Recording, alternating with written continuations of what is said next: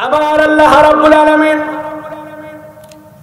সূরা আল-আনআমের 27 নম্বর আয়াতের মধ্যে তাবৎ পৃথিবীর মানুষের জন্য আল্লাহ রাসূলের প্রতি আয়াতে কারিমা নাযিল করলেন। রাসূল, আপনি দুনিয়ার মানুষের কাছে যান, যাওয়ার পরে এই বার্তাগুলি দুনিয়ার মানুষকে পৌঁছায় দিয়ে রাখেন। আল্লাহ রাব্বুল আলামিন আয়াতে কারিমা নাযিল করলেন, ওয়ালাউ তারা ইযু কিফু আলান নারি فقالوا يا ليتنا نرد ولا نكذب بآيات ربنا।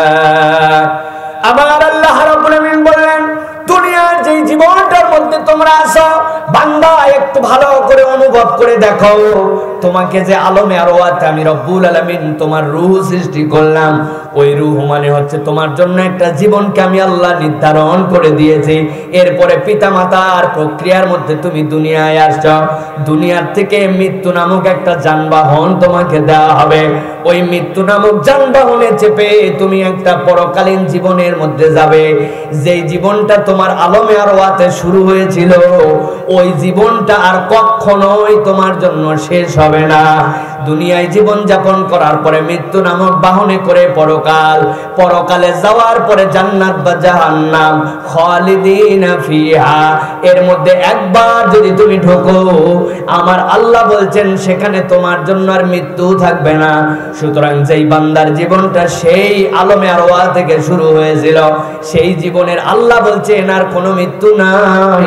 কিন্তু সেই জীবনটা রব্বুল আমিন যখন পরকালে যখন হিসাব নেওয়ার জন্য দাঁড়াবেন, দুনিয়ার মানুষের দুনিয়ার জিন্দেগিতে কি করে আসছিলে তার বিচার আর হিসাব যখন হবে, আমার আল্লাহ বলছেন ওই সময় রাসূল আপনি বলে দেন, ওয়ালাউ তারা ইযু কিফু আলান নার।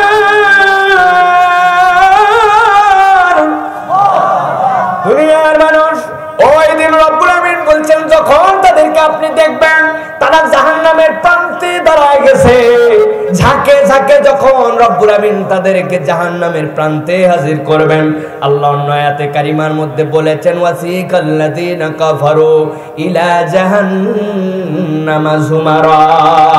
যুমার মানে হচ্ছে যেই দলটা চলার সময় গুনগুন গুনগুন করে শব্দ করে, আল্লাহ রাব্বুল আমিন সব মানুষকে একসাথে নিয়ে আসবেন না, একটা দলরে হাঁকায় হাঁকায় নিয়ে আসবেন। নিয়ে আসার পরে দ্বিতীয় একটা দল তারপরে পরে আসবে, ধারাবাহিকভাবে একের পরে একের দল যখন আসবে, আল্লাহ বলছেন জাহান্নামের সামনে আপনি যখন দেখবেন তারা দাঁড়ায় গেছে, আসার পরে জাহান্নামে দাঁড়ানোর সাথে সাথে জাহান্নামটা অটো সিস্টেমের মতো, আল্লাহ বলছেন জাহান্নামে দাঁড়ানোর সাথে সাথে ফুতিহাত আবওয়াবুহা, জাহান্নামের দরজাগুলো অটোমেটিক খুলে যাবে। জাহান্নাম যেন অপেক্ষা করছে এইগুলার এখন ভক্ষণ করার জন্য। আমার আল্লাহ রাব্বুল আমিন বলছেন, কিন্তু এই মানুষগুলো জাহান্নামে নিক্ষেপিত হওয়ার আগে আল্লাহর কাছে একটা ফরজি দিবে, আল্লাহর কাছে একটা আরজি দিবে, আল্লাহর কাছে কতগুলা কথা বলবে। আল্লাহ বলছেন কবে জাহান্নাম, কবে সেই বিচার, কবে সেই প্রক্রিয়া হবে বান্দা, কিন্তু আমি আমার বান্দার কাছে এটা প্রকাশ করে জানাই দিয়ে রাখতে চাই। ওই দিন আসার পরে আমার বান্দা যারা এই কথা শুনেছিস, তোরাও যেন ওই গাফলতির মধ্যে না থাকিস। ওই দিন যাওয়ার পরে যে আফসোস তাদের হবে, ওই আফসোস দুনিয়ায় যেন তোরা ওই রকম জীবন যাপন না করিস। কি আফসোস তারা করবে? আমার আল্লাহ বলছেন, ফাকালু ইয়া লাইতানা নুরাদ্দু ওয়ালা নুকাল্লিবা বিআয়াতি রাব্বিনা। আমার আল্লাহ রাব্বুল আমিন বলছেন তারা সমস্যারে একসাথে বলতে শুরু করবে, ইয়া লাইতানি, হে আজকের দিনে আমাদের নিজেদের জীবনের আফসোস, ইয়া লাইতানা, যারা যারা আজকে এখানে সবাই দাঁড়ায় গেছে আমাদের সকলের আফসোস। কি আফসোস রে তোদের? নুরাদ্দু, এক নম্বর আফসোস হচ্ছে আল্লাহ দুনিয়ায় যদি আর একটা বার ফেরত যেতে পারতাম। বলেন তো ওই দিন যাওয়ার পরে যত আফসোস করুক আর যতই কাকুতি বিনতি করুক, মৃত্যু নামক যানবাহনে চড়ে একবার যদি কেউ চলে যায় ওই পরকালীন জীবনে, ওই মানুষ কি আবার দুনিয়ায় কখনো ফেরত আসবে নাকি? ইয়া লাইতানা নুরাদ্দু ওয়ালা নুকাল্লিবা বিআয়াতি রাব্বিনা।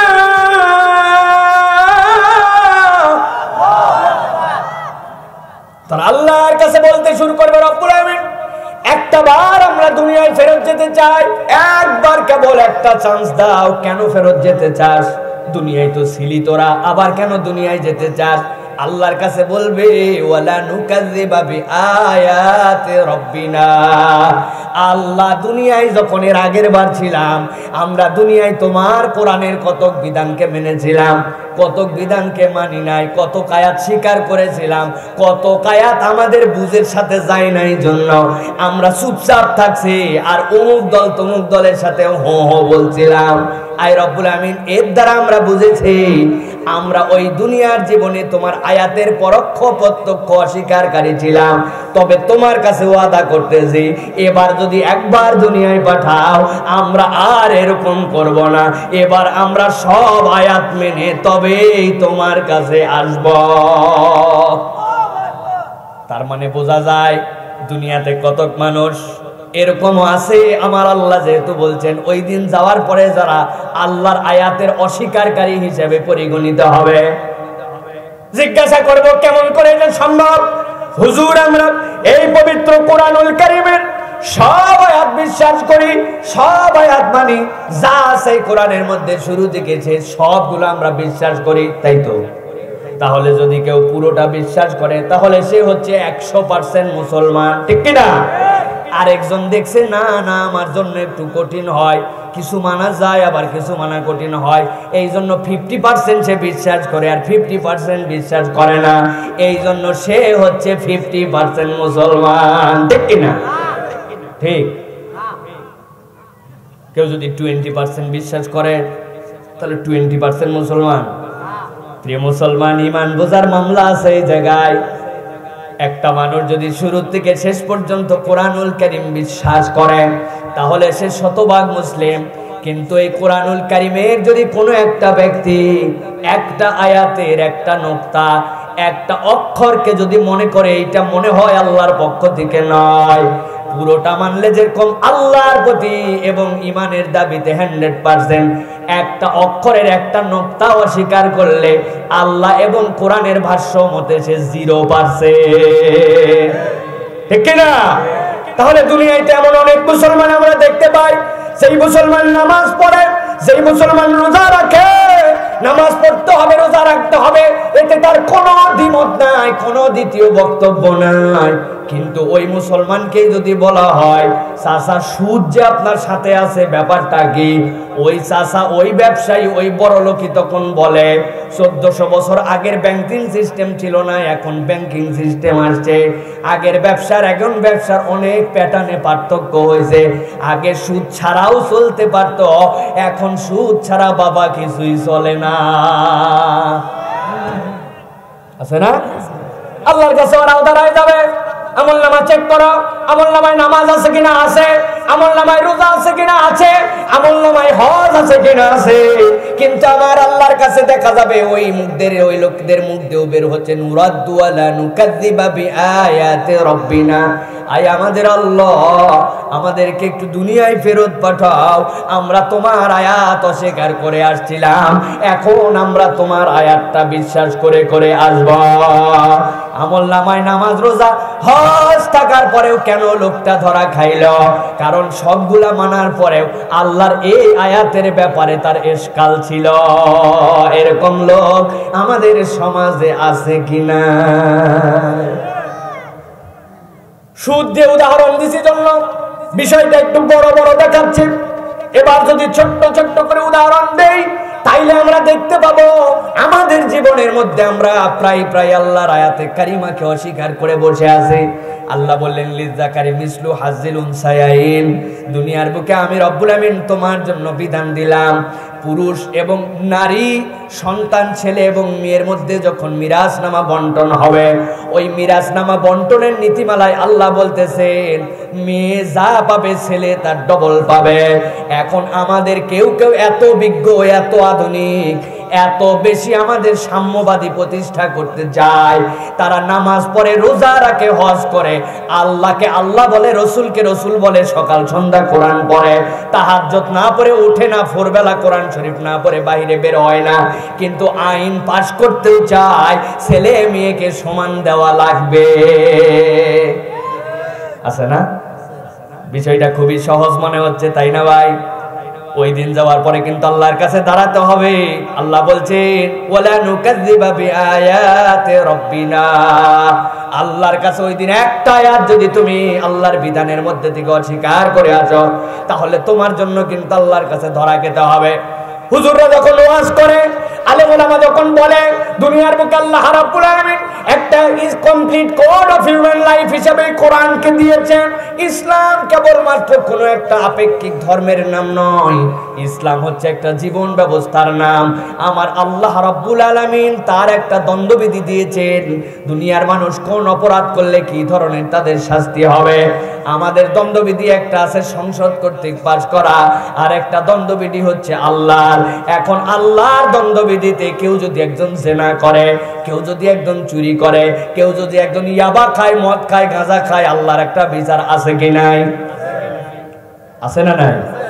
মদ খাওয়ার বিচার আছে কিনা? জেনা যদি বিবাহিতরা করে তার বিচার আছে কিনা? জেনা যদি অবিবাহিতরা করে তার বিচার আছে কিনা? এখন আমি বলি আল্লাহর প্রক্রিয়ায় আসেন, আমরা জেনার বিচারটা শুরু করে দেই, সাথে সাথে তারা বলবে এটা বর্বর একটা প্রক্রিয়া, 1400 বছর আগে চলতো, একটা জীবন্ত মানুষের পাথর মেরে মেরে সব লোক মেরে মারে ফেলবে, এ কি মানা যায় নাকি? এইটা 1400 বছর আগের বিধান। এখন নামাজ মানি, হজ মানি, রোজা মানি, সবই মানি, কিন্তু আল্লাহর দেওয়া দণ্ডবিধিতে বিচারটা আমার মাথায় ধরে না। আপনার মাথায় ধরুক চাই না ধরুক, আপনার বিবেকে কাজ করুক বা না করুক, আপনাকে এইটার উপরে আল্লাহর বিচার সর্বশ্রেষ্ঠ। ঈমান রাখার নাম হচ্ছে ঈমান। আর আপনি যদি মুখ দিয়ে কোনো কারণে চিন্তা চেতনার মধ্যে এটাও নিয়েও ফেলেন, আপনি হাজার হাজার লোক বলতেছে, আমেরিকা বলতেছে, ইউরোপ বলতেছে, কোরআনের এই বিধান মনে হয় না হলেও হয় একটু হালকা করে মালিশ দিয়া বলে ভালো না বলে, আছে না? এইরকমও যদি আপনি বলেন, আমার আল্লাহ রাব্বুল আমিন বলছেন ওই দিন যাওয়ার পরে টের পাবি ঠেলাটা কি জিনিস।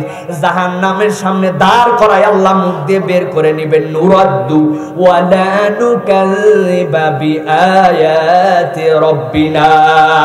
আয় আমার আল্লাহ, দুনিয়ায় মাতব্বরি করে ফেলছিলাম, কিন্তু আজকে আসার পরে দেখতেছি বিপদের বাজার। আজকে আর বাঁচার কোনো কায়দা নাই। তোমার কাছে একটা মাত্র আবেদন, একটা বার আমার দুনিয়ায় ফেরত পাঠাও। এবার দেখবে রব্বুল আমিন আমি একটা আয়াত, একটা কিছু অস্বীকার করব না, এবার টাইট হয়ে আসব আল্লাহর কাছে। আবার বলতেছে আর একটু খুশি করার জন্য, ওয়া নাকুনা মিনাল মুমিনিন। আয় আল্লাহ, দুনিয়ায় আমরা পূর্ণাঙ্গ মুমিন হতে পারছিলাম না, এবার দুনিয়ায় যদি একবার পাঠায়া দাও, একবারে পাক্কা ইমানদার হয়ে আসব। কি ইমানদার? পাক্কা ইমানদার হয়ে আসব।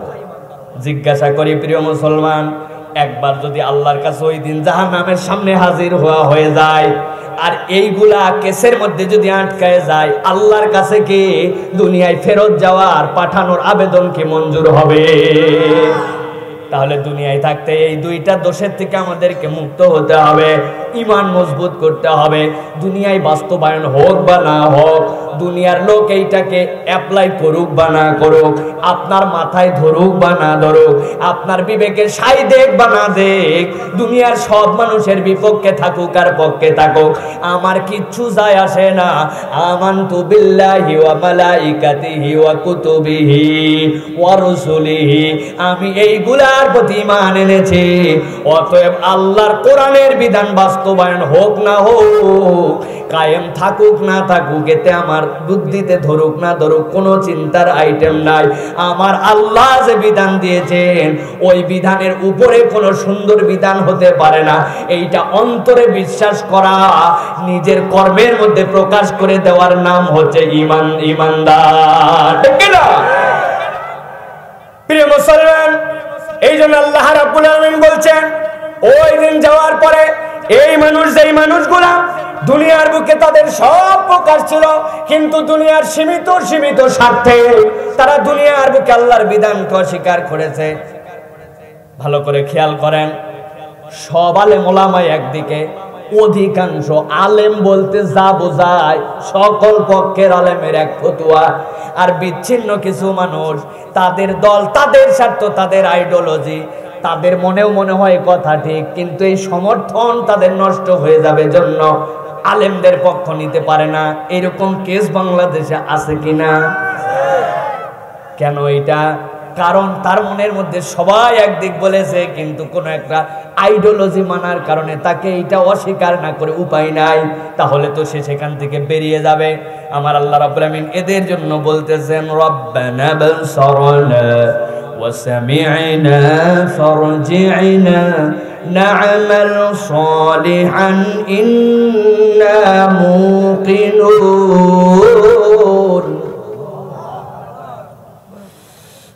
ربنا ابصرنا وسمعنا فارجعنا نعمل صالحا إنا موقنون।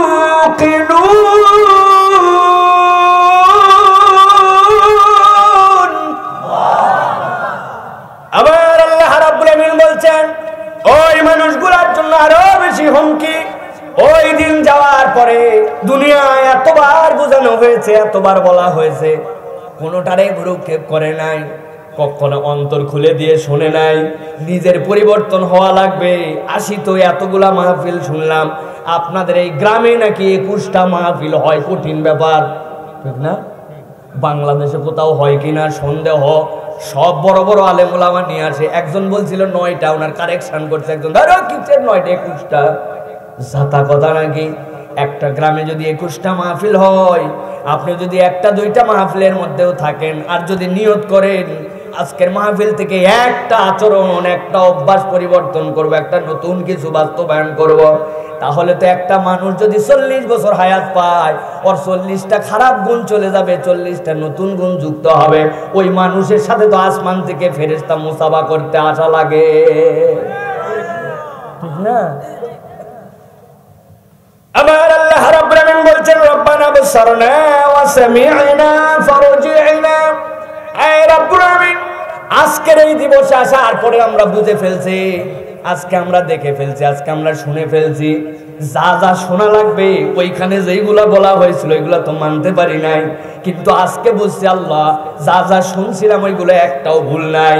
যা যা আমাদের দেখার কথা ছিল ওই দিন শুনে শুনে আসছি, আজকে হাতে নাতে দেখতে পাচ্ছি। ওই যে জাহান্নাম, ওই যে কি শাস্তি হবে, ওই যে ফেরেশতা দেখতে পাইছি, ওই যে আমলনামা দেখতে পাইছি, পিটায়া পিটায়া আমাদেরকে ওই সামনে পর্যন্ত নিয়ে আসছে, জাহান্নাম পর্যন্ত, ওইটাও দেখতে পাইছি আল্লাহ।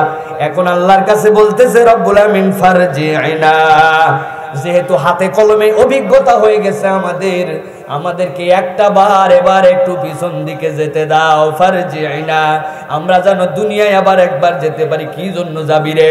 আল্লাহর কাছে বলছেন না আমাল সলিহান ইন্না মুকিনুন।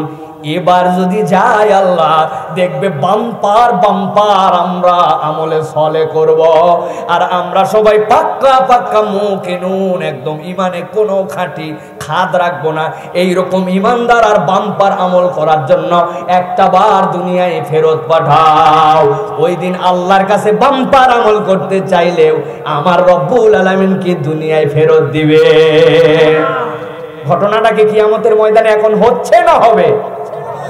হবে। তাইলে আমরা কত পিছনে আছি সেই মানুষকে আল্লাহ জানায় রাখতেছেন, বাবা অতএব বাম্পার আমল এখান থেকে করে যাও, পরিপূর্ণ ঈমান এখান থেকে নিয়ে যাও, ঠিক কিনা? এই জন্য আল্লাহ রহমান, ওই রব্বুল আমিনের আরেকটা গুণ হচ্ছে গফফার। আমার রব যেরকম রহমান, আমার রব সেই রকম গফফার।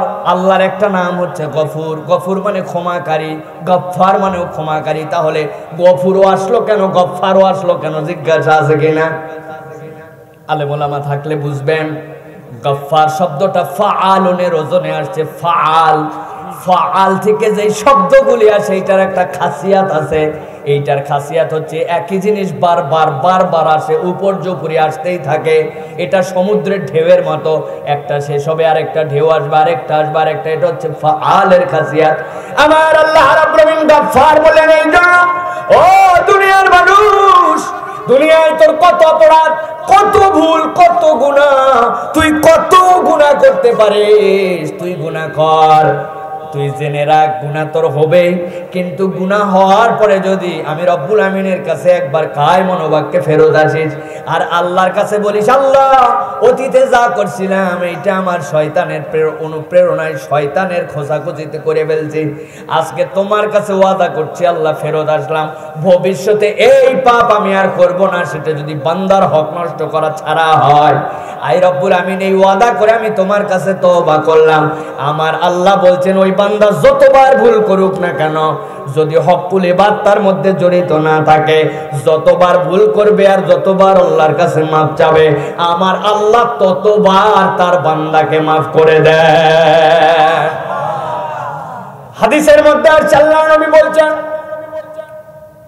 এক লোক গুনাহ করে আবার আল্লাহর কাছে মাফ চায়, আল্লাহ বলেন যা মাফ করে দিলাম।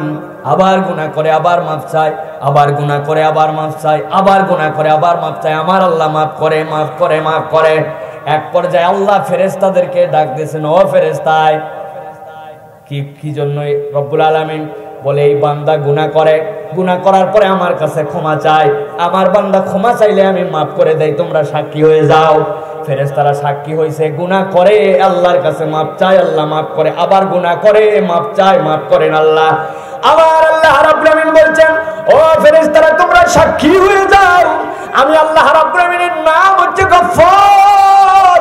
আমি আমার বান্দা যত গুনাহ করুক না কেন, সে যদি কার মনোবাক্যে সত্যি সত্যি সে গুনাহ অনুভব আবার করতে পারে, আর সেটা যদি বান্দার হক নষ্ট করা ছাড়া গুনাহ হয়, আমার বান্দা যতবার গুনাহ করবে আর মাফ চাবে, আমি রব্বুল আলামিন আমার বান্দাকে ততবারই মাফ করে দিব।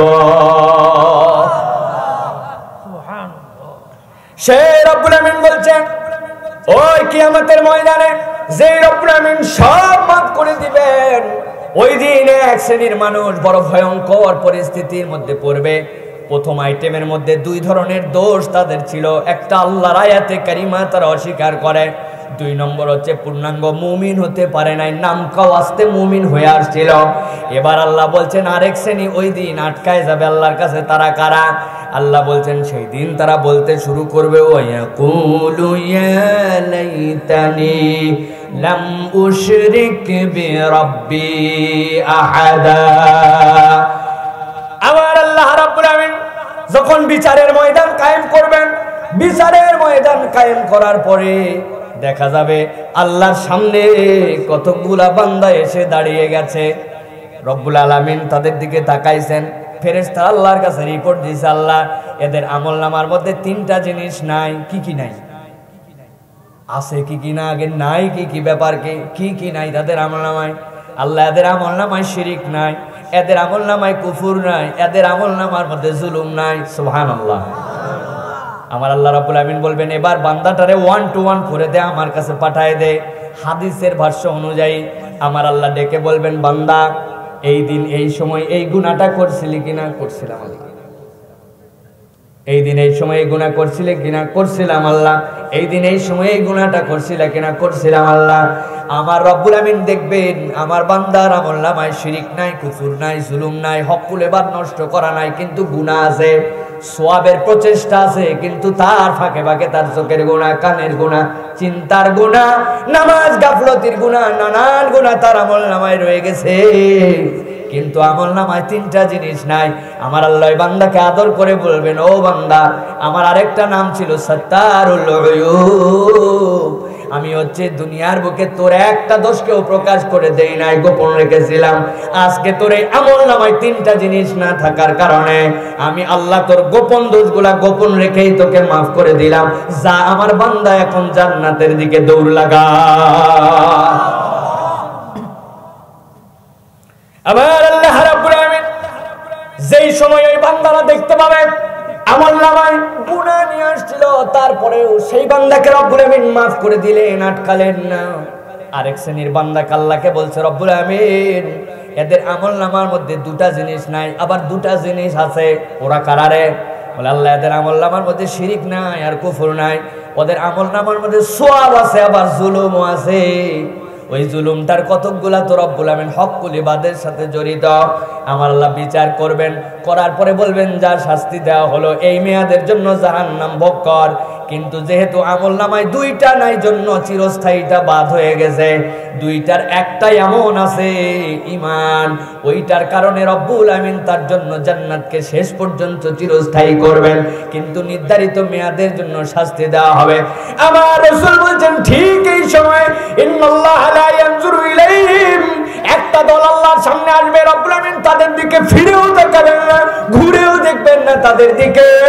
ওই বান্দারা আফসোস আর চিন্তা হতাশায় করাল গ্রাস হয়ে যাবে। কতক মানুষ আসলো গুনাহ নিয়ে, তাদেরকে তো মাফ করে দেওয়া হলো। কতক মানুষ আসলো, তাদেরকে নির্ধারিত একটা মেয়াদের জন্য শাস্তি দেওয়া হলো। আমাদের কি এমন অপরাধ যে আল্লাহ বিচারই আমাদের জন্য নিলেন না, বিচার না নিয়ে মুখ ঘুরাই নিছেন আমাদের দিক থেকে। আমার আল্লাহ রাব্বুল আমিন বলছেন ইয়াকুলু ইয়া লাইতানি লাম উশরিক বিরাব্বি আহাদা। ওই দিন ওই মানুষ তারাই হবে দুনিয়ার বুকে যারা আমলনামাকে পুঙ্কিল বানায় যেতে পারে নাই, দুনিয়ার বুক থেকে শিরিক করে গেছে, আল্লাহর সাথে কাউকে অংশী স্থাপন করেছে। আমার আল্লাহর সাথে যে শরীক করবে আল্লাহ তার দিকে তাকাবেন না, তার জন্য কোনো ক্ষমাও হবে না। এই জন্য প্রিয় মুসলমান, সবচেয়ে বেশি দামি যেটা সেটা হচ্ছে আমাদের ঈমান।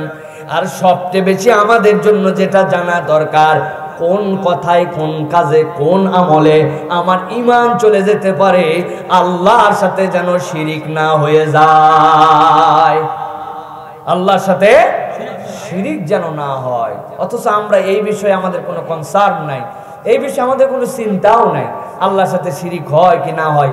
অনেকের ধারণা আল্লাহর কাছে যে বলবো আল্লাহ আমাদের ভুল হয়ে গেছে, মাফ করে দাও, ভালো করে মুখস্থ করে ফেলেন। এইটা আল্লাহর কাছে সব ভুল যদি সত্যি প্রুভড হয় ভুল মাফ হতে পারে, কিন্তু শিরিক আপনি যদি করে যান আর আল্লাহর কাছে যায় বলেন আল্লাহ ভুল করে করছিলাম, ইস বুঝতে পারিনি, অমুক হুজুর বলছিল, তুমুকে আমারে করাইছিল, অতএব আমি করছি, আল্লাহ আমি বুঝি নাই। শিরিকের ক্ষেত্রে এই বুঝি নাই, ভুল করছি, এই কথা আল্লাহর কাছে গ্রহণ করা হবে না। হবে? ভালো করে দলিল কি হবে না? দলিল লাগবে তো, তাই না? আপনাদের এলাকার এক লোক খুব কাশি, তার এমন কাশি হওয়া হয়েছে, বলছে বাখরাবাদে একজন ভালো ডাক্তার আছে দেখা। কই কিসের বাখরাবাদ? চলে যাও ইলিয়টগঞ্জ। ইলিয়টগঞ্জ ফেল। কই এখন যদি বাঁচতে চাস হয় ঢাকা যা, নয় কুমিল্লা যা। চলে গেছে কুমিল্লা সদরে ডাক্তার দেখানোর জন্য। ডাক্তার দেখে ডেকে বলছে 21 দিন পরে আপনার জন্য একটা পরীক্ষার টেস্ট করা লাগবে, তার আগে কিছু ওষুধ দিয়ে দিচ্ছি, ভালো তো ভালো, নিয়ম করে খাবেন। ঠিক আছে। 3 ধরনের সিরাপ দিছে, কিছু ট্যাবলেট দিছে, দিয়ে লিখে বিদায় করে দিছে। দোকানে এসে বলছে বাবা ওষুধপত্র যা আছে 21 দিনের জন্য আমারে দিয়ে দাও।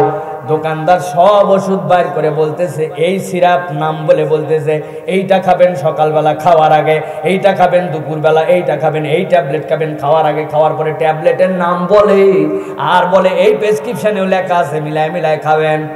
লোকটা বলছে বাবা একটু কাছে আয়। কাছে আসছে, দোকানদারের কানের কাছে নিয়ে বলছে বাপরে কার কাছে তুই ট্যাবলেটের নাম বলিস আর বুঝাস? আমি হচ্ছে টিপ সই দেওয়া লোক। বুঝেননি? নিজের নামই নিজে লিখতে পারে না, ও কিভাবে ওষুধের নাম মুখস্থ করবে? কি বলে বাবা মন খারাপ করেন না, এরকম লোক একটা না বাংলাদেশে, আপনি একাই না, এরকম হাজার হাজার লোক আছে। আমাদেরও কায়দা জানা আছে, আপনারে সুন্দর করে সিস্টেম করে দিচ্ছি, টেনশন নিয়েন না বাপ। ওষুধের পাতা নিছে, নিয়ে কাশি দিয়ে কোনা কেটে দিছে, এইটা কাটে দিয়ে বলছে যেইটার কোনা কাটা বুঝবেন এটা খাওয়ার আগে খাওয়া লাগবে। বাহ দারুণ তো, ঠিক আছে বাপ, যেইগুলা তুই আগে খাওয়া লাগবে এটা এক পলিথিনে দিছে। আর এই যে সিরাপ দেখতেছেন, সিরাপের গায়ের মধ্যে 1 টান 2 টান 3 টান দিলাম। 3 টান মানে 3 বার খাওয়া লাগবে, আর 1 টান মানে 1 চামচ, মনে থাকবে তো? কই বুঝে হালাইছি, আর কোনো টেনশন নাই। বাড়িতে ওষুধ নিয়ে চলে আসছে। রাত্রেবেলা 3 কাপ 3 চামচ পরিমাণ নিছে, নিয়ে কাপের মধ্যে ঢালছে, ঢালে খাইয়ে নিছে। সকাল যখন হয়েছে, কাশি রাত্রেবেলাও ছিল, 1 ডোজ 2 ডোজে তো আর কাশি ভালো হয় না, সকালে আরো কাশি বাড়ছে, অস্থির হয়ে গেছে। জানালার উপর ওষুধ রেখে দিয়ে আসছিল রাত্রে খাওয়ার পরে। সকালবেলা তার বাড়িতে একটা মাসুম বাচ্চা আছে, ছোট্ট একটা মেয়ে আছে, 6, 7, 8 বছর বয়স। খুব ফুট ফরমায়েশ শুনে ডাক দিয়ে বলছে, মা রে, আমার কাশি তো অনেক বেড়ে গেল, সকালের ওষুধ খাওয়া লাগবে, দেখ তো জানালার উপরে ওষুধ আছে, 3 কাপ 3 চামচ পরিমাণ ঢেলে এক জায়গায় নিয়ে আয় তো। মেয়ে গেছে জানালার কাছে, জানালার কাছে যাওয়ার পরে দেখে, কি রে আব্বা বলল 3টা, আসলে যাইয়ে দেখি বোতল 4টা। একটা বোতল বেশি করতে গিয়ে আসলো।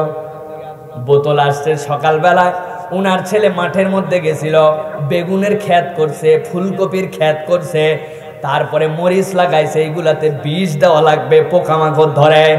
সুন্দর করে ইন্ডিল দিয়ে স্প্রে করে নিয়ে এসে ওই জানালার কোণার মধ্যে রেখে বেচারি কলতলায় গেছে হাত মুখ ধুতে। এই মেয়ে চিন্তা করছে 3 বোতলের জায়গায় 4 বোতল, বলছে কোনটা দিব আর কোনটা বাদ দিব, সবগুলার থেকে 1 চামচ দিয়ে নিয়ে এসে দিছে। দিতে দেরি, উনি ঢক করে খাইতে দেরি নাই, কাশতে কাশতে বেচারি খাইয়া নিছে। এখন বলেন তো, 3টা ওষুধের সাথে 2 চামচ যদি ইন্ডিল মিশাইয়াও খায়, ওই রুগীর ক্ষতি হওয়ার সম্ভাবনা আছে কি নাই? মাথা ঠিক আছে তো আপনাদের? কিসের ক্ষতি হবে? বেচারি মূর্খ মানুষ, ছোট মাসুম বাচ্চা, না বুঝে দিছে। দেওয়ার সময় নিয়ত বিশুদ্ধ ছিল, আব্বার যেন কাশি ভালো হয় এই নিয়তে মাসুম বেগুনা নিষ্পাপ বাচ্চা মূর্খ মানুষে দিছে। ওই বিষ ঢুকার পরে বলবে, বিষ তুই আমি বুঝে ঢুকাই নাই, অতএব তুই আমার প্রতি অ্যাকশন করিস না। তাই প্রিয় মুসলমান, ভালো করে বুঝেন। এই জন্য আমার আল্লাহ বলছেন, ওয়ায়াকুলু ইয়া লাইতানি লাম উশরিক বিরাব্বি আহাদা।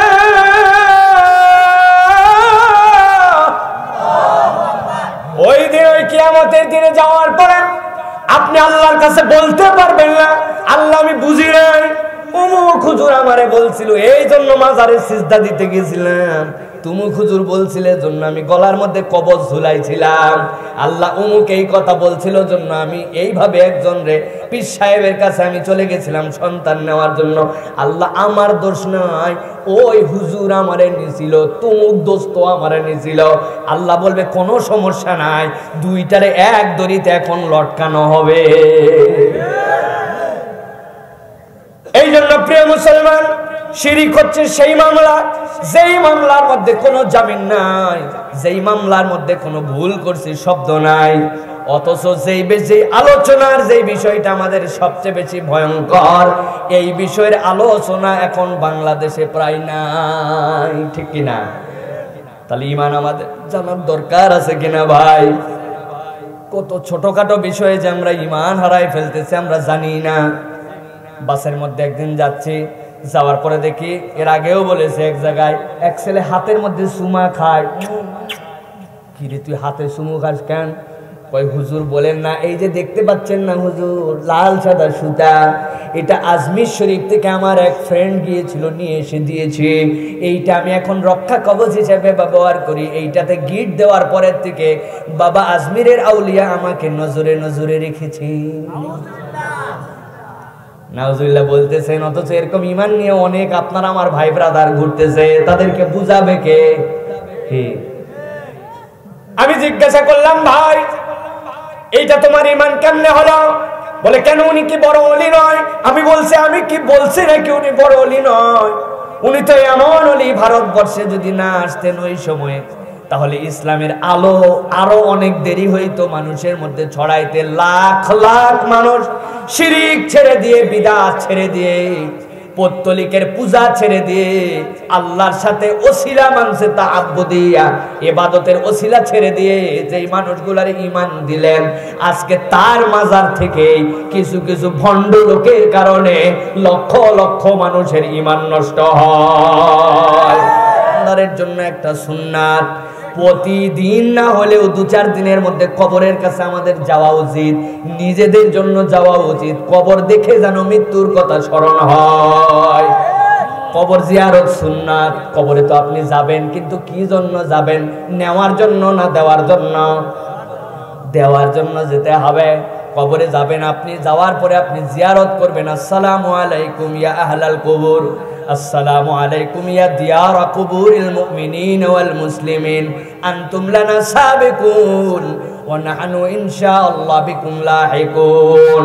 না যদি পারেন বলবেন, তোমাদের উপরে শান্তি বর্ষিত হোক হে মুমিনদের গোরস্থানের অধিবাসীগণ, আমরাও তোমাদের সাথে কয়দিন পরে মিলিত হব। তোমরা আমাদের আগে এসেছো, আমরাও তোমাদের অনুগামী। আমার আল্লাহ তোমাদের প্রতি শান্তি বর্ষিত করো। এই রকম করে আপনি যদি আপনার মুমিন ভাই মুমিন বোনদের জন্য যদি গোরস্থানে দোয়া না করেন, আপনার আমার কপালে দোয়া নাও জুটতে পারে। অন্যের জন্য করতে হয় কিছু আগে। সুতরাং আমি যখন কোনো ভালো মানুষের কবরে গেছি, ওই কবরে যাওয়ার পরে আমি ওই গোরস্থানে তার জন্য দোয়া করতে গেছি। তা আপনি কেন গেছেন? বলে আমি গেছি এই জন্য আমার একটা চাকরি হয় না। ওই কবরস্থানের লোককে আপনারে চাকরি দেয় নাকি? লা হাওলা ওয়ালা কুওয়াতা ইল্লা বিল্লাহ। বলেন কি উনি চাকরি দিবে কিভাবে? তো আপনি যেই জায়গায় দেখলেন 49,000 50 টাকা 1 পয়সা মান্নত দিলেন, 2.5 কেজি আপনি ওইখানে মুরগি একটা মোরগ একটা নিয়ে যায় মান্নত দিলেন, ওইটা কি জন্য দিলেন? ও তাহলে ব্যাখ্যাটা শুনেন। ওই যে আমি টাকা দিলাম, ওই যে আমি মোরগ দিলাম, ওই যে ওইখানে মান্নত দিলাম, এইটা কি এই জন্য দিছি নাকি উনি চাকরি দিবে? তো দিছেন কে? ওই জন্য দিয়েছি, উনি আল্লাহর বড় একজন ওলি। ঠিকই তো আছে। ওই আল্লাহর ওলি ইবাদত করতে করতে আল্লাহর এমন প্রিয় হয়ে গেছে, এমন মাহবুব হয়ে গেছে, উনি আল্লাহর মধ্যে বিলীন হয়ে গেছে। উনার কাছে কোনো মান্নত দিলে উনি তো কিছুই দিতে পারে না, কিন্তু উনারে দিলে ওই আউলিয়ায়ে কেরাম খুশি হয়ে যায়। আর উনি খুশি হলে আল্লাহকে একটু বলে দেয়, আল্লাহ দেয়, কিন্তু বাবার খুশি হলে বাবা বলার দ্বারায় দেয়। এই জন্য আমি সেখানে মান্নত দেই। প্রিয় মুসলমান, ভালো করে ঈমান বুঝে নেন। এই ঈমান নিয়ে যদি আপনি আমি দুনিয়ায় চলি আর কবরে যাই, নিশ্চিত থাকতে পারেন আপনার আমার হাসর নাসর আবু জেহেলের সাথেই হবে। দলিল কি? আন্দাজে ঠিক বললে হবে নাকি? আমি নামাজ পড়ি, রোজা রাখি, আল্লাহর ওলিকে মহব্বত করি, উনি দিতে পারে না তাও তো বলছে, উনারে দেয় উনি খুশি হয়, উনি আল্লাহরে বলে দেয়, ওই ওসিলাই দিয়েই তো আল্লাহ দেয়, ওটা খালি ভায়া মাধ্যম মাত্র। আবু জেহেল উতবা সাইবা এই একই কথা যখন লাতুজ্জামানাতের ব্যাপারে বলেছিলাম, আমার আল্লাহ আয়াতে কারিমা নাজিল করেছেন। ওই মানুষগুলা যখন তাদের কাছে যায়, কেন তাদের কাছে যায়? আল্লাহ বললেন লিয়াতাকাররাবুনা ইলাল্লাহি যুলফা। লাতুজ্জামানাত দুনিয়ার বুকে তোমাদেরকে কিছুই দিতে পারে না, তবে তাদের কাছে যায় আর তাদের কাছে এই জন্য দেয় যে তাদেরকে দিলে তারা খুশি হয়, তারা আল্লাহর একটু নিকটবর্তী আমাদেরকে বানিয়ে দেয়। এই জন্যই তাদের কাছে আমরা এই মান্নত দেই। আল্লাহ বলছেন ওয়াহুম মুশরিকুন। 1000 কোটি বার আল্লাহ খালিক, আল্লাহ মালিক, আল্লাহ জীবনদাতা, আল্লাহ মরণদাতা এইগুলা বলুক না কেন, কিন্তু এই ওসিলাই তাআব্বুদিয়া যদি হয়, সেই ওসিলা আল্লাহ আর বান্দার মধ্যে ইবাদতের মধ্যে ভায়া যদি বানান, তাহলে আপনার ঈমান হয় নাই, ওই ঈমান আবু জেহেলেরও ওই রকম ভাবে ছিল। ঠিক না? এই জন্য প্রিয় মুসলমান, ভালো করে ঈমান বুঝে নেন। ওই দিন যাওয়ার পরে সবচেয়ে বড় আফসোস এইটা, ওয়াকুলু ইয়া লাইতানি লা মুশরিক বিরাব্বি আহাদা। আয় রব্বুল আমিন, আজকে সব কিছু থেকে বেঁচে যাইতাম যদি আমরা মুশরিক না হয়ে আসতাম। অতএব শিরিক কাতে হয়, কেমনে ঈমান চলে যায়, জবান দিয়ে ঈমান কেমনে চলে যায়, কথায় ঈমান হারায় যায়, এই বিষয়ে আপনার আমার বেশি বেশি জ্ঞান অর্জন করার, দীক্ষা নেওয়ার দরকার আছে কি নাই? কোথায় যাচ্ছেন বাবা? বলছে বাবা আল্লাহ রসুলের নামে আমি একটু ঢাকার দিকে রওনা হয়েছি। যান বাবা, আল্লাহ রসুল আপনার নিরাপদে নিয়ে আসুন। ওরে দোয়া মুরব্বীর আর তার দোয়ার প্রতি উত্তর, দুইজন কি পাক্কা ইমানদার দুই মুসলমান দোয়া বিনিময় করলো। আল্লাহ রসুলের নামে উনি যাচ্ছে ঢাকা, আরেকজন আবার দোয়ার বদৌলতে দিল, আল্লাহ রসুল তোরে নিরাপদে নিয়ে আসুক। মুত্তাকি মুমিন দুইজন আছে না ভাই এরকম? যেখানে আল্লাহ রাসূল নিষেধ করেছেন ফাকাত ওয়াল্লাহ, ফাকাত ইসমুল্লাহ, কেবলমাত্র আল্লাহর নাম, ওখানে রাসূল চলবে না। রাসূল আমাদের মহব্বতের জায়গায় আছেন সেটা ভিন্ন, কিন্তু যখন আপনি চলবেন, বলবেন, তাওয়াক্কুল করবেন, বাস আল্লাহ, ঠিক কিনা? না আপনি এই কথা যদি বলে বসেন, সব মানুষজন তো এরকম অহরহ বলতেছে, মহিলারা তো আরো, মানে শিরিকের ফ্যাক্টরি হচ্ছে আমাদের মেয়েরা। এখন কেউ কিছু একটু বুঝালেই হয়েছে, দৌড় লাগালো এইদিকে, তাই না? আমাদেরকে খুব সাবধান করতে হবে প্রিয় ভাইরা। শিরকের আলোচনা আলাদা করে বিষয়বস্তু নির্বাচন করে দিবেন। এরপরে প্রত্যেক বছর তো গতানুগতিক মাহফিল হচ্ছে যে হুজুর আগামী বছর যে আলোচক আসবেন 1 মাস 2 মাস আগে যখন দাওয়াত দিবেন পোস্টারে উল্লেখ করে দিবেন যে এই হুজুর এই বিষয়ের উপরে কথা বলবেন। তাহলে এলোপাথারি হবে না। আমার যত এলেম আছে যা আছে অন্য জায়গায় ঝাড়ি, কিন্তু এই জায়গায় এই এলেমটা হুজুর আপনার আমরা শুনতে চাই। আমরা মনোযোগী শ্রোতা, আপনি যেরকম করে বলেন গল্প গুজব লাগবে না, কিন্তু আপনার একটা আলোচক বিষয় দিয়ে এই বিষয়টা এই বছর বুঝে নিলাম, বাহ আলহামদুলিল্লাহ, আমরা তাহলে উপকারিত হলাম, আরেক বছর আরেকটা শুনলাম, এরকম করে শুনলে পারবে। তাছাড়া গড় পর্তা পাতারা হুজুরের দাওয়াত দিচ্ছেন, আমি 1-1.5 ঘন্টা কোন রকম কাটায় দিতে পারলেই পয়সা টয়সা নিয়ে চলে গেলাম, এরকম। আল্লাহ রাব্বুল আমিন এরপরে বলছেন দুনিয়ার মানুষ ওই জীবনে যাওয়ার পরে আরেকটা আফসোস তোমার জীবনে, এখান থেকে বেঁচে থাকতে হবে। ভালো করে গভীর মনোযোগ দেন। আল্লাহ রাব্বুল আমিন বলছেন ইন্না আনজারনাকুম আযাবান করিবা ইয়াওমা ইয়ানজুরুল মার'উ মা কদ্দামাত ইয়াদাহু ويقول الكافر يا ليتني كنت ترابا। আবার আল্লাহ বলছেন ইন্না আনজারনাকুম আযাবান করিবা, ওই দিন যখন বান্দার সামনে সন্নিকটে আল্লাহর আযাব যখন পরিস্ফুট হয়ে যাবে, বিচারের ময়দান থেকে দেখতে পাচ্ছে আমার যাওয়া কোন দিকে। অনেক সময় আপনারা খেলা দেখেন, খেলার 25 ওভার দেখার পরে বুঝে ফেলান কে জিতবে কে হারবে, বোঝা যায় না। আগের লোকেরা করছে 350 রান, পরে আপনার টার্গেট হচ্ছে 351, আপনি দ্বিতীয় ইনিংসে 25 ওভার খেলছেন, 100 রানে 7 উইকেট। একজন বলছে টেনশন করিস না, আরো 25 ওভার আছে, কচু হবে, ঠিক কি না? আপনি পথ দিকে যাইতেই বুঝে হালাইছেন যে খেলা কোন দিকে গেছে, আছে কিনা? আমার আল্লাহ বলছেন ইন্না আনজারনাকুম আযাবান করিবা, ওই দিনের ময়দানে যখন আযাব দেখে ফেলবে, নিকটবর্তী হয়ে গেছে, এখন বুঝে ফেলছে আমার কোন দিকে যাওয়ার জায়গা। আমার আল্লাহ বলছেন সাথে সাথে তারা বলতে শুরু করবে ইয়াউমা ইয়ানজুরুল মার'উ মা কদ্দামাত ইয়াদাহু ওয়া ইয়াকুলুল কাফিরু ইয়া লাইতানি কুনতু তুরাবা।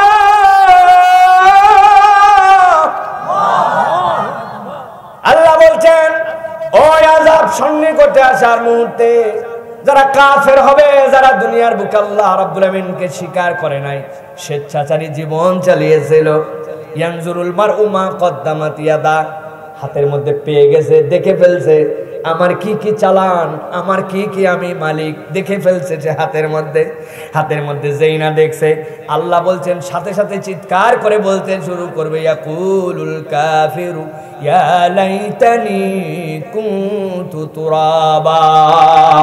আজকে যদি মাটি করে দিতে আল্লাহ, আজকে আমাদেরকে যদি মাটি বানিয়ে দিতে বড় বেশি খুশি হইতাম। এত কিছু থাকার পরেও কেন মাটি হইতে যাবে? মাটি হইতে চাওয়ার কারণ কি? মাটি হইতে চাওয়ার কারণ কি আল্লাহর নবী ব্যাখ্যা করছেন মুস্তাদরাক আল হাকিমের মধ্যে হাদিসটা আছে, খেয়াল করে শুনেন। আল্লাহ নবী বলছেন ও দুনিয়ার মানুষ শোনো, কিয়ামতে যখন রব্বুল আমিন সব মানুষগুলাকে তার সামনে হাজির করবেন, মানুষগুলা তখন ভিউয়ার, মানুষগুলা তখন বিচারের ময়দানে গ্যালারির মধ্যে দাঁড়ায় আছে, সামনে তখন বিচার হচ্ছে বাহিমাতুল আনামের, আপনাদের কুত্তার বিচার হচ্ছে, আপনাদের এলাকার যে বিজি আছে বিজির বিচার হচ্ছে, বিজি চিনেন, হাঁস মুরগির বিচার হচ্ছে, ছাগলের বিচার হচ্ছে আল্লাহর আদালতে। মানুষ দেখতে অবাক হয়ে, একটা কুকুর আর একটা কুকুরকে কোনো কারণ নাই, এলাকার মধ্যে আর একটা কুকুর ঢুকে পড়ছে, উনার এলাকা বলে কোথা ঘেউ ঘেউ করে দুটো কামড় দিছে। আল্লাহ বলবেন দাঁড়াও, তোমার এলাকায় আসছে আর তুমি কামড় দিয়ে দিছো, ব্যাপার কি? যেইটারে কামড় দিছিল এখন ওইটার দাঁত আল্লাহ রাব্বুল আমিন শক্তিশালী করবেন, আর যেইটা কামড়াইছিল দাঁত ফালাই দিবেন, দিয়ে বলবেন এখন দে কামড়। উল্টা ওই জায়গায় কামড় দিবে। মুসনাদ আহমদের মুস্তাদরাক আল হাকিমের হাদিসের মধ্যে আল্লাহর নবী বলছেন একটা দুম্বা উঠবে, দুম্বাটা ওঠার পরে দেখা যাবে কি চোখা চোখা তার মাথার মধ্যে শিং। যারা সৌদি আরবে গেছেন, দুম্বার অনেকগুলা শিং দেখলে হরিণ ফেল এত সুন্দর লাগে দেখতে। ওই দুম্বা দাঁড়ায় গেছে, রব্বুল আমিন বলবেন ওই দুম্বার যে শিং আছে ওইটার শিংটাকে ফেলে দাও। শিংটা মাথার দিকে যেই না ফেলে দেওয়া হবে, আরেকটা দুম্বা উঠেছে, ওর মাথায় কোনো শিং নাই, বেচারি লড় ভরা মার্কা। আল্লাহ বলবেন ওর মাথার মধ্যে শিং গজিয়ে দাও। যেই না শিং গজাবে আল্লাহ বলবেন এইটারে গুতা দে। ও আচ্ছা মতরে গুতাবে। দুনিয়ার বুকে একই পালের মধ্যে চলছিল, চলতে চলতে এইটার শিং ছিল আর এইটার শিং ছিল না, যেইটার শিং ছিল ওইটার শিং ছিল না, যেইটার তারে গুতাইছিল। আজকে আল্লাহ হিসাব বরাবর করবেন। সব বিচার যখন শেষ হয়ে যাবে, আমার নবী বলছেন বাহিমাতুল আনাম হিসাবে যারা থাকবে আল্লাহ সবগুলাকে বলবেন এবার তোমরা মাটি হয়ে যাও। আল্লাহর সামনে সবগুলি প্রাণী যেই না মাটি হয়ে যাবে। আর কাফেররা যখন দেখবে আহারে আমরা তো বুঝে ফেলছি আমার যাওয়ার জায়গা কোথায়, আমরা খেলায় আর জিতার কোনো চান্স নাই, ওই বিচার দেখে আল্লাহর কাছে আক্ষেপ করে বলতে শুরু করবে ইয়াকুলুল কাফিরু ইয়া লাইতানি কুনতু তুরাবা। আজকে যদি মাটি হইতাম কতই না ভালো হতো। আল্লাহ রে, তাইলে বড় বাচ্চা বেঁচে যেতাম, ওদের মতো বিচার করে আমাদেরকে মাটি বানায় দাও। দুনিয়ার বুকে গান গাওয়া যায় মাটি হব মাটি, কিন্তু কিয়ামতের দিনে মাটি হইতে চাইলেও আমার আল্লাহ কিন্তু ওই দিন মাটি বানাবেন না, ঠিক না? তাহলে কি দুনিয়ার থেকেই আল্লাহর কাছে যে যেন ওই দিন মাটি হতে যেতে না হয়, এইরকম প্রিপারেশনের জীবন যাপন করতে হবে কিনা? কারা ওই দিন মাটি হতে যাবে? যারা আল্লাহর দুনিয়ার আযাবকে তুচ্ছ তাচ্ছিল্য মনে করছিল। আরে তো আমার বাপ বাঁচছে, দাদা বাঁচছে 90 বছর, আব্বা এখনো বেঁচে আছে 75-70 বছর, আমাদের বংশে সব বড় বড় সব বয়স হলা লোক, কেবল আমার 25 বছর। করবো, আমিও করবো, 40 পার করি, তারপর দেখিস ইবাদত বন্দেগি পাঠালাম একবার, আছে না ভাই? আযাবটারে গুরুত্বই দিচ্ছে না। আল্লাহ রাব্বুল আলামিনের আযাব, আল্লাহ রাব্বুল আলামিনের শাস্তি, গুনাহ করলে যে পরিণতি, এটা মনের মধ্যে কাজই করে না। আগে মানুষ গুনাহকে গুনাহ মনে করে করত, এখন গুনাহকে গুনাহই মনে করে। কি ভাই, ফিলিংসটা উঠে গেছে, তাই না? অপরাধের কিন্তু একটা ফিলিংস আছে, অপরাধের একটা ফিলিংস আছে। এই অপরাধের ফিলিংস নাই, আমাদের লজ্জা উঠে গেছে, হায়া উঠে গেছে, হায়া উঠে গেছে।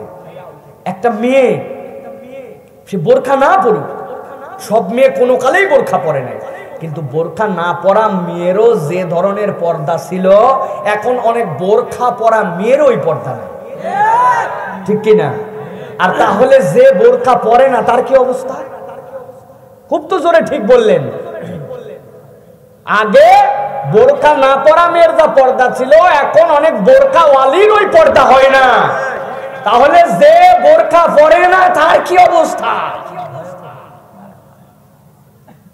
বাজারে হাটে অনেক সময় দোকানে আমি এইরকম করে যাই, গনেই না রে ভাই, ধাক্কা কাঁধ দিয়ে দিলে হয়, সামনে আর পিছন দিয়ে দেয়, বিশ্বাস হয় না?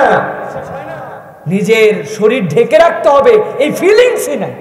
এটা কোনো অপরাধী মনে করে না। বাপ টুপি পরে যাচ্ছে, পাঞ্জাবি পরে যাচ্ছে, মেয়ের বুকে কাপড় নাই তো নাই, এমন ধরনের পোশাক দেশাব যেটা মুসলমান মেয়ে মুসলমান ছেলে পড়তে পারে না, নামাজি বাপ এরকম করে নিয়ে যাচ্ছে, কিছুই মনে করে না, ঠিক কিনা? ক্রিকেট খেলা দেখেন না আপনারা? ও বাবা, সাইর মারার পরে এই যে ঝুঁকা ঝুঁকা লাগায়, দেখছেন না আপনারা? আগে লজ্জায় লা হাওলা একটু ক্রিকেট খেলাটা দেখতাম, এটা বাদ দিছি একবারে, এই যে আর হবে না। আগে তো ওইগুলো ছিল না, আগে সাইর হওয়ার পরে সাংবাদিকরা কথা বলতো, এই সেই সুন্দর 4 মারছে, এ করছে, ও করছে। এখন দেখি উল্টা পাল্টা জিনিস দেখায়। একটা বাচ্চা 10 বছর, একটা মেয়ে 15 বছর, আরেকটা তার ভাই 16-17 বছর, তার বাপ মা একসাথে বসে তালি দিচ্ছে, লজ্জার বালাই নাই, মোটা কল্পনার মধ্যেও নাই, মনে করছে এটা কিছুই না। ঠিক কিনা ভাই? এটা কিন্তু অনুভূতির ব্যাপার। খালি ঠিক ঠিক বলতেছেন বা বাবা, কার কার দিকে টার্গেট করে। আপনি যখন চায়ের দোকানে বসে খেলা দেখেন, তখন আসরের নামাজের পরে এত বড় জুব্বাওয়ালা দাড়িওয়ালা সব কি রে, স্কোর কত রে, এই বলে এক কাপ চা নিয়ে লেগে গেল, ওখানেও তো এই কাম হচ্ছে, তখন তো আপনারও লজ্জা নাই, ওই জায়গায় তো আরো গ্রামবাসী মিলে তখন দেখতেছে। আমি এটা কোনো ক্রিকেট খেলাকেও ক্রিটিসাইজ করতেছি না, এই জায়গার এই প্রোগ্রাম দেখাকেও ক্রিটিসাইজ করছি। আমি বুঝাতে চাচ্ছি যে আমাদের লজ্জাটা কমে গেছে, তাই না ভাই? এমন বিজ্ঞাপন দেয় টিভিতে, যেই বিজ্ঞাপন বাপ আর মেয়ে দেখতে পারে না। তো যেই বিজ্ঞাপন বাপ মেয়ে দেখতে পারে না, ওই বিজ্ঞাপন টিভিতে অ্যাপ্রুভ হয় কেমন করে? হ্যাঁ, ওই ভিডিও, ওই বিজ্ঞাপন অ্যাপ্রুভ হয় কেমন করে? জাকির নায়েকের নাকি বক্তব্য শুনে জঙ্গি হয়েছে কতজন, এই অপবাদে পিস টিভিকে বন্ধ করে দেওয়া হয়েছিল, হয় নাই? অমুক আলেম সাহেবের বক্তব্য শুনে কিছু মানুষ নাকি জঙ্গিত্ববাদের দিকে গেছে, অমুকের বাড়িতে নাকি ইসলামে জিহাদ এই নামে কিতাব পাওয়া গেছে, ফাজাইলে আমলের কিতাব পাওয়া গেছে, হাদিস শরীফ পাওয়া গেছে, এইগুলো নাকি জঙ্গি বই, এইগুলোর থেকে নাকি জঙ্গিত্বের ইনফ্লুয়েন্স পায়। যারা বলে তাদের কাছে জিজ্ঞাসা করি, ধুম সিনেমা 154 বার দেখার পরে বগুড়ায় ডাকাতি করলো ওই নায়ক, ওই সিনেমা, ওই নায়িকা, যেগুলো সিনেমার মধ্যে কেমনে বউ ফুসলাতে হয়, অপরের মেয়ে কেমনে ভাগাতে হয়, কেমনে পরকিয়া করতে হয়, কেমনে প্রেম করতে হয়, কেমনে জেনা করতে হয়, কেমনে ধর্ষণ করতে হয়, কেমনে টিক্স খাটায়, বুদ্ধি খাটায়, চুরি করতে হয়, তাহলে ওইগুলা সিনেমা, ওইগুলা নায়ক নায়িকা, ওইগুলা সামাজিক নামে অসামাজিক অনুষ্ঠান, ওইগুলার দায় সমাজ নষ্ট করার জন্য সবচেয়ে বেশি। তোমরা যদি এই ঠুনকো অজুহাতে জাকির নায়েকের বিপক্ষে কথা বলতে পারো, পিস টিভির বিপক্ষে কথা বলতে পারো, আমরা বলতে পারি বাংলাদেশে কোনো নাটক, সিনেমা, টিভি এইগুলো কোনো প্রোগ্রামই চলতে পারে না। ভালো কি শিখছেন? কি শিখছেন? ভালো কেমনে মিষ্টি মিষ্টি কথা দিয়ে মেয়ে ভাগাতে হবে, মেয়ে পটাতে হবে, কেমনে মেসে মোবাইল নাম্বার বের করতে হবে, কেমনে ওই মেয়ের সাথে বাপ মায়ের চোখ ফাঁকি দিয়ে পার্কের মধ্যে যাই বিয়ের আগে ডেট করতে হবে, কেমনে তার ঘরে কেউ না থাকলে ওই ঘরের মধ্যে নিয়ে দুইজন মিলে ফুর্তি করতে হবে। এই তো নাটক, এই তো সিনেমা। কে? তাহলে ওদের দায় কত? আমার যেই ভাইরা সেনা করে, যেই ভাইরা অপরাধ করে, যেই ভাইরা অশ্লীল হচ্ছে, যেই ভাইরা দেখাচ্ছে একটা মেয়ের প্রতি তার অনেক আকর্ষণ ছিল, মেয়েটা তাকে পাত্তা দেয় নাই, না দেওয়ার কারণে এখন সে খুব কষ্টে এখন সে সিগারেট খায়। ও শিখছে যে আমিও কোনো একটা মেয়ের পিছনে ঘুরলাম, ওই মেয়ে পাত্তা দেয় না, অতএব আমার ওই সিনেমা নাটক থেকে আমিও শিখছি সিগারেট খেতে হবে। কে? আপনাকে তো শিখিয়ে দিচ্ছে তারা, তাহলে তাদের দায় আপনি দিবেন না? আপনার তো দায় দিতে হবে তাদেরকে। লজ্জা, এই চোখ উঠে গেছে আমাদের। বিজ্ঞাপন দেখেন না আপনারা? বিজ্ঞাপনও তো দেখেন আপনারা। এই শীতের মধ্যে আপনার ত্বককে কোমল রাখতে চাইলে, মসৃণ রাখতে চাইলে, সুন্দর রাখতে চাইলে অমুক পেট্রোলিয়াম জেলি, তুমুক ভ্যাসলিন আপনি মাখেন। মহিলার একটা এই পর্যন্ত বগল কাটা, হাতের মধ্যে দিছে, এক হাতে এরকম করে টান, ওই হাতে সাদা দাগ উঠছে, আরেক হাতে ভ্যাসলিন দেওয়ার পরে দাগ টান দিছে, কোনো দাগ উঠে নাই, মেয়ে এরকম করে মোড়ের উপরে দেখাচ্ছে। ভাই আমার জিজ্ঞাসা, শীতকালে খালি মহিলাদেরই হাত পা ফাটে? হ্যাঁ, খালি মহিলারাই বাহিরে যায় না? পুরুষ মাঠে ঘাটে কাজে সবচেয়ে বেশি যায়। তো কোন একটা পুরুষ বললো না, সাইফুল্লাহ ভাই চলেন আপনারা 2-4-10 জন যেহেতু ছিল, চলেন আপনারা দিয়ে আমরা ভ্যাসলিনের বিজ্ঞাপন বানাই। ও বাবা, আমার পা ফাটে গেল, হাত ফাটে গেল, দৌড়াতে দৌড়ে ঠোঁট ফাটে গেল। আমি কোনো বিজ্ঞাপনেই নাই। আসল বক্তব্য ভ্যাসলিনের বিজ্ঞাপন নয়, নারীকে দেখানো, নারী দেহকে প্রদর্শন করা, মানুষকে অসভ্য বানানো, এইটাই হচ্ছে টার্গেট, ঠিক না? সাবধান হতে হবে আমাদেরকে প্রিয় ভাইয়েরা। এই সমাজ পরিবর্তন করতে হলে আমাদের জায়গা থেকেই পরিবর্তিত হতে হবে। আমার বাজারে এরকম কোনো বিজ্ঞাপন চলবে না। তোল দোকান থেকে তোলে, আমার বাজারের মধ্যে মহিলা টাঙ্গার চল, 10 জন লোক তৈরি হন, আপনার বাজার থেকে উঠে যাবে। কে? অন্য জায়গায় জায়গা, আমার বাজারে কোন কোনো বিজ্ঞাপন দিতে? কিসের বিজ্ঞাপন? ফেয়ার এন্ড লাভলি বানাইছো তুমি। হায় লজ্জা! বলো তোমাকে সাম্য দেওয়ার কথা, সমান অধিকার দেওয়ার কথা। একটা শ্যামবর্ণ মেয়ে কে তৈরি করছে? আল্লাহ। শ্যামবর্ণ মেয়ে, তার কোনো দাম নাই। আপনার গ্লো লাগবে, উজ্জ্বলতা লাগবে। আপনি কি বুঝাতে চান? আপনি বুঝাতে চান ফর্সার দাম আছে, কালো যেগুলো শ্যামলা এইগুলা মেয়ের সামাজিক কোনো মর্যাদা নাই। আপনি আবার বলতেছেন আমরা সামাজিক আন্দোলন করতেছি, নারীবাদী আন্দোলন করতেছি। আপনি নিজেও বুঝেন না যে আপনি কত বড় ডবল স্ট্যান্ডার্ড নিয়ে ঘুরতেছেন, ঠিক না? লজ্জা, শ্যাম। সবার মেয়ে কি ফর্সা টকটকা? ওই ক্রিম মাখলে ওরকম ফর্সা হবে?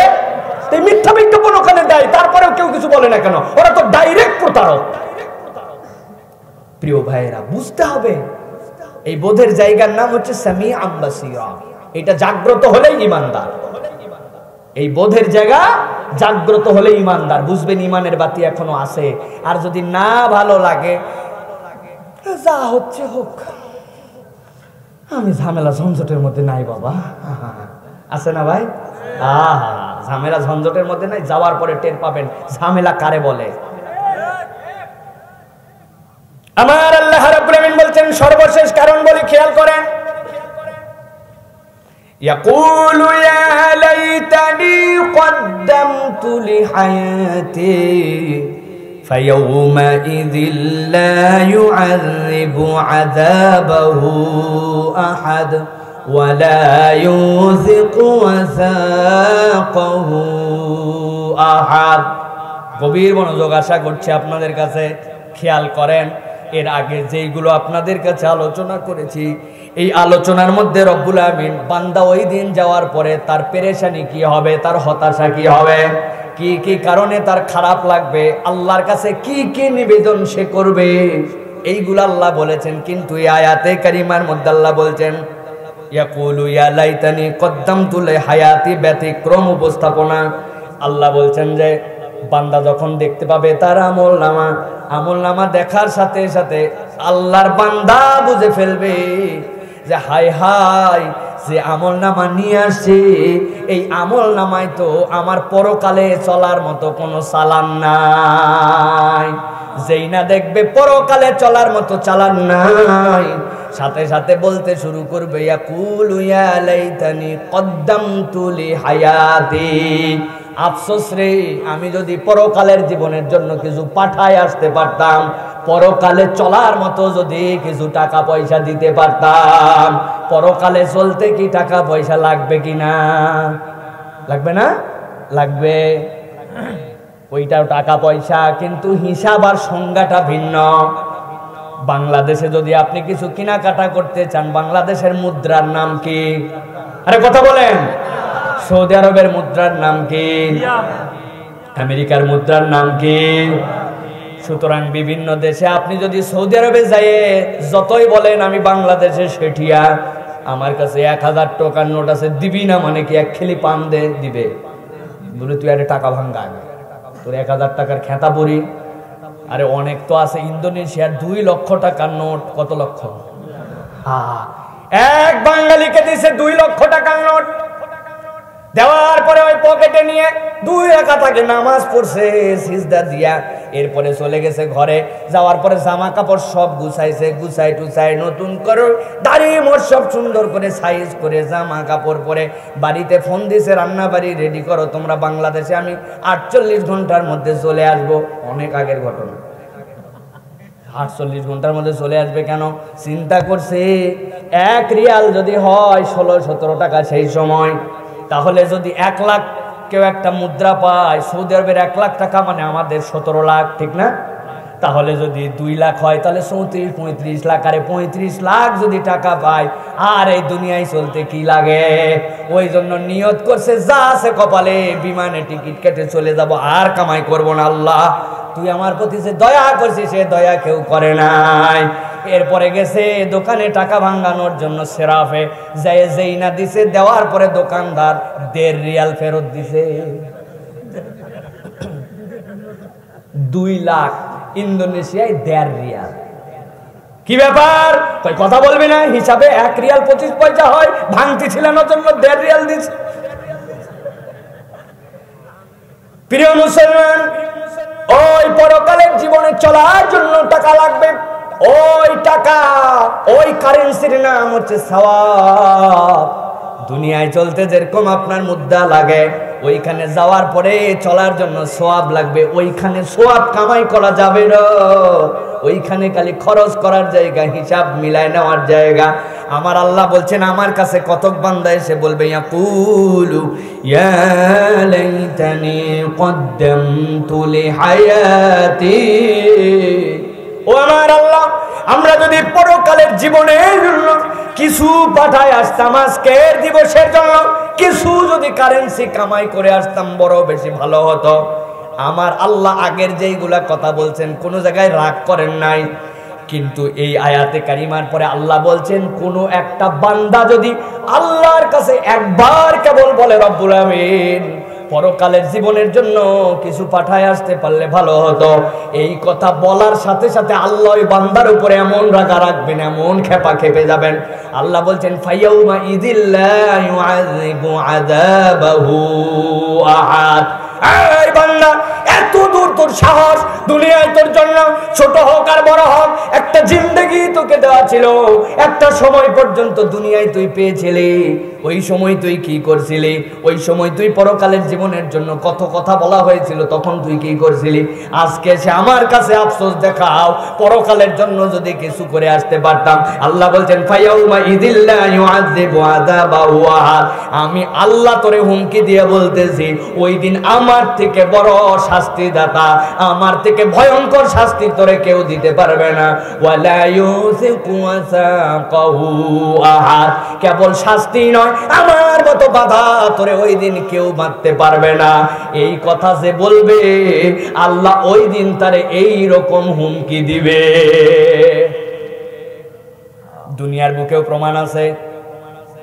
আপনার যদি ব্যালেন্স না থাকে, তাহলে আপনি অনেক জায়গায় আটকায় যান। আগে ব্যাংকের মধ্যে টাকা জমা দেওয়ার জন্য যেতে হতো, আবার টাকা তুলতেও যাওয়া লাগতো, ঠিক কিনা? এখন কিন্তু ব্যাংকে টাকা জমা দেওয়ার জন্য যাওয়া লাগলেও টাকা তোলার জন্য আর অত ব্যাংকে যেতে হয় না। এখন টাকা তোলার জন্য কাঁচের একটা ঘরের মধ্যে ঢুকতে হয়, ঠিক না ভাই? এই ঘরটার নাম কি? ATM booth. এই যুবকরা জানে, প্রত্যেকের পকেটের মধ্যে একটা করে এটিএম কার্ড আছে, আছে না ভাই? টাকা তোলার জন্য চলে গেছি ইলিয়াটগঞ্জে, যাওয়ার পরে এটিএম বুথের মধ্যে জানে আমার অ্যাকাউন্টে ২৫০০ টাকা আছে। এটিএম বুথের মধ্যে ঢুকছে, ঢোকার পরে বিসমিল্লাহির রহমানির রহিম বলে কার্ডটা ঢুকাই দিচ্ছে ওর মধ্যে। কার্ড ঢুকানোর পরে এরপরে মেশিনে লেখা উঠছে, ইনসার্ট ইউর পাসওয়ার্ড। এবার বলছে, ইনসার্ট ইউর ডিজায়ার অ্যামাউন্ট। আপনি কয় টাকা চান সেইটা লেখেন। বিসমিল্লাহির রহমানির রহিম তাওয়াক্কালতু আলাল্লাহ বলে চিন্তা করছে, যা আছে কপালে আছে তো ২৫০০, যা হয় হোক গা, দিছে একবারে ৪০০০। যেই না ৪০০০ মেশিনের মধ্যে লেখা উঠছে, you have not sufficient balance, please insert the correct amount. এরপরে ঠাস করে ঠেলা দিয়া কার্ডটা বাইর করে দিয়েছে। দেওয়ার পরে শব্দ হয়েছে টুক টুক। কথা বলে ও চিন্তা করছে, বাবা আগের বার টাকা যাই বাড়াইছিল কি বাড়ায় নাই, এবার ৩ বার সূরা ফাতিহা, ২ বার দরুদ শরীফ পড়ে মেশিনে ফু দিছে, দিয়া কার্ড ঢুকাইছে। ঢুকায় নিয়ত করছে, আল্লাহ এবার যদি বাড়ায় ১০০০ মসজিদ, ১০০০ মাদ্রাসা, ১০০০ এতিমখানা, আর আমার মাত্র ২০০০। যেই না বলছে ইনসার্ট ইউর অ্যামাউন্ট, একবারে চাপ দিয়েছে ৫০০০। আগের বার কার্ড ঠেলে বের করছিল, কিন্তু এখন মেশিন বুঝবে এই ব্যক্তিটা আসলেও হয়তো বা এই কার্ড হোল্ডারের মালিক নয়, অপর লোক ধান্দা করতেছে। অতএব আগে কার্ড বের হলেও দ্বিতীয়বার আর কার্ডও বাড়াবে না, মেশিন এবার কার্ডও খেয়ে ফেলবে, ঠিক কিনা? তার মানে আপনার ব্যালেন্স না থাকলে দুনিয়াও ধরা খেতে হয়। আমার আল্লাহ বলছেন, যেই মানুষগুলো এই দিন বলবে, ইয়াকুলু ইয়া লাইতানি কদ্দামতু লিহায়াতি, এই রব দুনিয়ার থেকে আমরা যদি কিছু কামাই করে আসতে পারতাম। আল্লাহ বলছেন, এই কথা যারা ওই দিন বলবে, ব্যালেন্স নাই কেন, এটাও একটা অপরাধ। আল্লাহ ওই বান্দাগুলাকে তৎক্ষণাৎ শাস্তি দিয়ে খেয়ে ফেলবেন। দুনিয়ার সাথে মিলাই ফেলছে আমরা আল্লাহর শাস্তি রে। চিন্তা করছি দুনিয়াতেও আমাদের জন্য আযাব হয়, দুনিয়াতেও আগুন দিয়ে অনেক সময় পুড়ে যায়, দুনিয়াতেও গরম পানি অনেক সময় লাগে, অতএব আল্লাহর আযাব আর দুনিয়ার আযাব মনে হয় প্রায় একই রকম। তাই সাবধান হন, দুনিয়ার আযাবের প্যাটার্নের কারণে অনেক সময় আযাব ভিন্ন রকম হয়ে যায়। কেমন করে দেখেন তো, আপনাদের এলাকায় একটা ছেলে সামাজিক একটা অপরাধ করছে, যদি কেস কামারি হয় কোর্টে যায় তাইলে পিতামাতার অবস্থা খারাপ। চেয়ারম্যান সাহেব বলছে সামাজিক বিচার হবে, মানে নিতে হবে, কিন্তু যা বিচার বলছে ঠিক আছে বাবা, তাও কেট কাছারি জেল যদি হয়ে যায়, জীবনে সরকারি চাকরি আর পাবে না, ফৌজদারিতে একবার যদি দণ্ডবিধির মধ্যে পড়ে যায়, আপনারা বিচার করে দেন। বিচার করছে চেয়ারম্যান সাহেব সহ সবাই মিলে গ্রামের, শীতের দিনে সকাল 10টা থেকে দুপুর 1টা পর্যন্ত 3 ঘন্টা ওরে পানির মধ্যে, গলা পানির মধ্যে চুবায় রাখতে হবে। বলেন তো ভাই, পুকুরের যে পানি সকালবেলা কনকনা শীত, গলার মধ্যে ডুবাইয়া যদি রাখে পা পর্যন্ত, ওই ব্যক্তির কি হাড় কাঁপাকাঁপি উঠবে কিনা? আরে কথা বলেন, উঠবে কিনা? এখন তার তো সাঙ্গপাঙ্গ বন্ধুরা আছে, চিন্তা করছে 3 ঘন্টায় বেচারি এমনি কাশির রোগী, আবার নিউমোনিয়া আছে, তো মরেও যাইতে পারে, কেমনে এই শাস্তি কমানো যায়? সবার কাছে ঘোরাঘুরি করছে, ঘুরে টুরে দৌড়া এসে বন্ধুরে বলছে, দোস্ত তোর বন্ধু বলে আমাদের কথা, আমরা তোর জন্য হিসাব কিতাব মিলাই নিয়ে আসছি। কি মিলাই আনছিস? কয় তোর ওই 3 ঘন্টার শাস্তি কমে মাত্র 15 মিনিট। কয় মিনিট? মাত্র 15 মিনিট, কোনো চিন্তা করিস না তুই। কই বাবা এই না হলো বন্ধু, কিন্তু কয় দোস্ত অল্প একটু খালি সিস্টেম চেঞ্জ হয়েছে। কি? কয় তোর তো গলা পর্যন্ত পানি নিচে থাকার কথা ছিল, মাথা উপরে, কিন্তু এরা সবাই মিলে 15 মিনিট রাজি হয়েছে, এখন সিস্টেম চেঞ্জ, তোর বডিটা উপরে তুলে দিবে, মাথাটা মাত্র 15 মিনিট পানির নিচে। রাজি? আরে উপরে আমরা কম্বল পেঁচাই দিব, মোটা মোটা চাদর দিব, তাও রাজি না। তুই খালি 15 মিনিট কাল্লাটা পানির নিচে নিতে রাজি? কয় একজনের বিচার হয়েছে। কি বিচার? কয় তোর জন্য 3 মাসের সশ্রম কারাদণ্ড। ওরে বাবা! আরেকবার বলছে তবে একটা মুক্তির বুদ্ধি পাইছে আমরা। ওরা বলছে 3 মাস লাগবে না, মাত্র 3 ঘন্টা, তোরে উল্টা করে টাঙ্গায় দিবে, 4 জন দাঙ্গাবাজ ইচ্ছা মতো তোরে পিটাবে। কই ঘুরে বাবা 3 বছর রাজি, জীবনই থাকবে না, ঠিক না? আমার আল্লাহ রাব্বুল আমিন বলছেন, খেয়াল করেন, ফায়াউমাইযিল লা ইউআযযিবু আযাবাহু আহাদ ওয়া লা ইউযিকু ওয়াসাকাহু আহাদ। আমার আল্লাহ রাব্বুল আমিন বলছেন, ও দুনিয়ার মানুষ, দুনিয়ার থেকে যদি পরকালের জন্য তুই কামাই করে না যাস, ওই দিন যাওয়ার পরে যে আল্লাহকে বলিস, আল্লাহ আমি যদি কামাই করে আসতাম বড় ভালো হতো, এই ধরনের কোন কথা শোনার সাথে সাথে আমার আল্লাহ ওই বান্দার উপর এত বিরক্ত, এত শাস্তি দিবেন। আল্লাহ বলছেন, আমি যেরকম শাস্তি দিতে পারি বান্দা তুই কল্পনার মধ্যেও নিতে পারবে না। আল্লাহর আযাবকে সহ্য করার ক্ষমতা আমাদের আছে। এখন যদি কেউ আমরা মনে করি যে যাক অপরাধ করি এই কিছুদিন একটুখানি আযাব টাজাব খাইয়ে তারপরে আবার জান্নাতে যাবানি, এরকম আল্লাহর আযাব 1 মুহূর্তের জন্য আমরা সহ্য করতে পারবো? হ্যাঁ, সম্ভব? কোনোভাবেই সম্ভব না প্রিয় ভাইয়েরা। কঠিন ব্যাপার এইটা, কঠিন। এই বুঝটাই মাথার থেকে ফেলে দেন যে কিছু অপরাধের জন্য কিছুদিন জাহান্নামে যায় আবার জান্নাতে যাব না। আল্লাহর ওই আযাব কষ্ট 1 সেকেন্ডের মতো সহ্য করার আমাদের ক্ষমতা নাই। সেই আল্লাহর কাছে সব সময় আমাদেরকে পানা চাইতে হবে, এবং ওই পরকালের জন্য আমাদেরকে কিছু অ্যাকাউন্টে ব্যালেন্স পাঠাতে হবে। আমি একটা আমলের কথা খালি আপনাদের কাছে বলি, যেই আমল আমাদের জন্য সুন্দর করে হচ্ছে না, সেইটা হচ্ছে বাবা ওই যে বলছিলাম আল্লাহর কৃতজ্ঞ বান্দা হতে হবে আমাদেরকে, যে আল্লাহ আমাদেরকে এখন পর্যন্ত সুস্থ রেখেছেন। এক মুরব্বির কাছে বলেছে যে বাবাজি বলেন তো সিজদায় যে তাসবিহ পড়েন, এই সিজদার তাসবির অর্থ জানেন? বলছে না বাবা জানি না। বলে আমি বলে দেই তাহলে আপনি শুনেন। বলে হ্যাঁ বলো। বললাম সিজদার তাসবিহ হচ্ছে সুবহানা রাব্বিয়াল আ'লা। ওই মুরব্বি অর্থ বলার আগে থামায় দিছে ওই ছেলেকে, থামায় বলছে বাবা এটা আবার সিজদার তাসবিহ কবে থেকে হলো? বুঝছে? বলে কেন? এটাই তো সিজদার তাসবিহ, কমন। বলছে আমার তো এটা জানা ছিল না, আমাদের অঞ্চলে আমরা পড়ি সুবহানাল্লাহ সুবহানাল্লাহ সুবহানাল্লাহ। এটাতে সুবহান রাব্বিয়াল আলা, এটাই তো জানি না, আমরা জানি সুবহানাল আলা। এই যে রকেট বেগে সিজদা দিচ্ছেন, এই সিজদা দেওয়ার কারণই তো হচ্ছে তাসবিহ সংক্ষেপ বলতে পারেন।